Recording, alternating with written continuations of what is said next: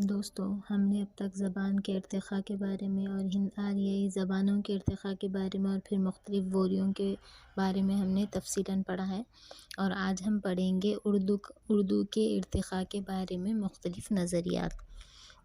دیکھیے، اردو کا آغاز مختلف جغرافیائی حدود میں پہلے ہم سمجھیں گے کہ بعض عالموں نے اردو کے آغاز کو جغرافیائی یا علاقائی حدود میں دیکھنے کی کوشش کی ہے۔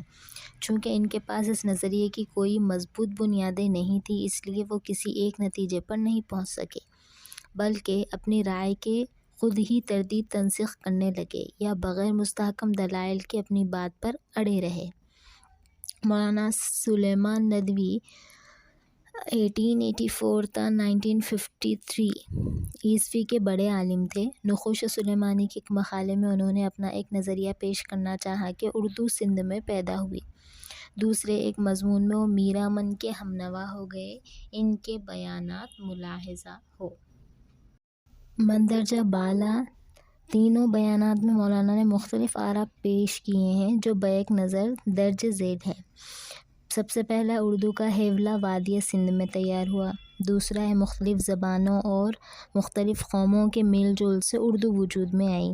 تیسرا ہے اردو ایک مخلوط زبان ہے جو سندھ، گجرات، اودھ، دکن، پنجاب اور بنگال کی زبانوں سے مل کر ہر صوبے میں الگ الگ پیدا ہوئی۔ پہلے نظریے پر اظہار خیال کرتے ہوئے ماہر لسانیات ڈاکٹر زور لکھتے ہیں، اس میں کوئی شک نہیں کہ سندھ میں ایک زبان یقیناً ارتقا پاتی رہی، مگر وہ اردو نہ تھی، وہ اس زبان کی قدیم شکل تھی جو آج سندھی کہلاتی ہے۔ مشہور ماہر لسانیات پروفیسر مسعود حسین خان نے سلیمان ندوی کے نظریے کی تردید کرتے ہوئے لکھا ہے کہ سید سلیمان ندوی نے اردو کے پہلے حوالے کے سندھ میں بننے کا ذکر کیا ہے، وہ کسی طرح صحیح نہیں، اس لیے عربی فارسی الفاظ کا ہندوستان کی کسی زبان میں داخلہ اردو زبان کی تشکیل کی ضمانت نہیں کرتا۔ سندھی ہند آریائی ہوتے ہوئے بھی اردو یا ہندی سے مختلف ہے۔ قدیم سندھی میں عربی الفاظ کے داخلے سے جدید سندھی وجود میں آئی، نہ کہ اردو۔ اس جدید سندھی اور اردو کے درمیان اشتراک صرف عربی رسم الخط اسماء اور روایات شعر کا ہے۔ ماہر لسانیات پروفیسر مسعود حسین خان کے اس مدلل بیان کے بعد یہ ثابت ہو جاتا ہے کہ عربوں نے وادی سندھ میں اپنا قیام کے دوران کسی نئی زبان کو جنم نہیں دیا۔ محمد حسین آزاد کا نظریہ۔ آب حیات کے مصنف محمد حسین، جن کی پیدائش 1828 میں ہوئی اور جن کا انتقال 1910 میں ہوا، ان کا نظریہ ہے کہ اردو زبان برج بھاشا سے نکلی، بڑی اہمیت رکھتا ہے۔ اس نظریے پر عرصے تک گفتگو ہوتی رہی۔ اس نظریے میں تھوڑی بہت لسانی حقیقت بھی پوشیدہ ہے، اس لیے یہاں تفصیل سے بحث کی جائے گی۔ محمد حسین آزاد نے آب حیات میں یہ دعویٰ کیا ہے کہ اتنی بات ہر شخص جانتا ہے کہ ہماری اردو زبان برج بھاشا سے نکلی۔